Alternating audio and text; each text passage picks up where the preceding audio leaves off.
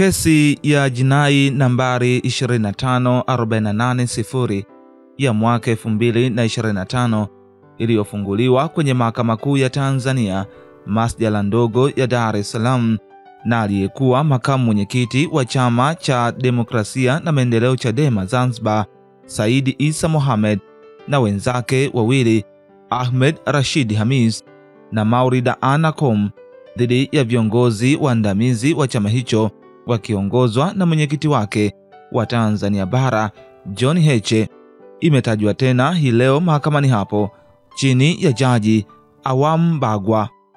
Katika kesi hiyo, vigogo hao wa Chadema wanatuhumiwa kukiuka amri ya Mahakama Kuu iliyotolewa Juni 10 mwaka 2025 kufuatia uwepo wa kesi ya madai inayohusu usawa kwenye mgawanyo wa mali ndani ya Chadema inayosikilizwa chini ya Jaji Hamidu Mwanga, ambapo wadaiwa wamepigwa marufuku kujihusisha na shughuli zozote za kisiasa na matumizi ya rasilimali za chama hicho hadi hapo kesi hiyo itakapotolewa uamuzi.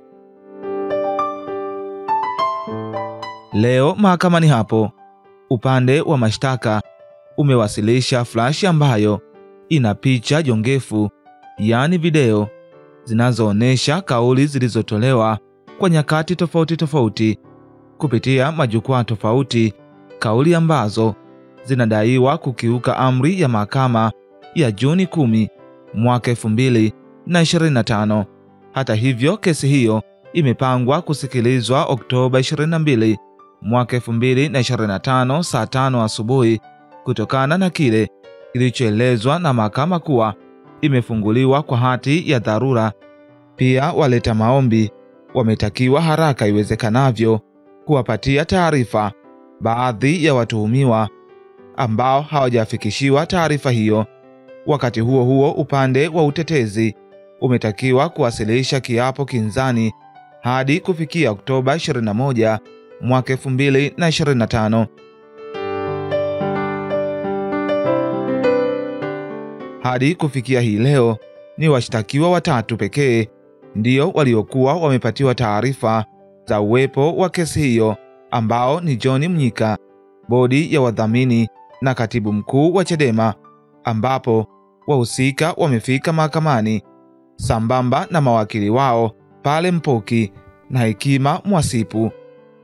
Washtakiwa ambao hadi leo walikuwa hawajapata taarifa hiyo na hivyo mahakama kuagiza wapatiwe taarifa kwa haraka ni pamoja na John Heche, Rose Mayemba, Brenda Rupia, Hilda Newton, Twaha Mwaipaya na Gervas Lienda.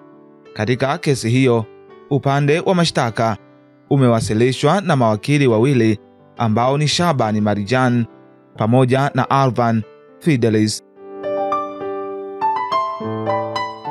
Endelea kuifuatilia BMTV Tanzania.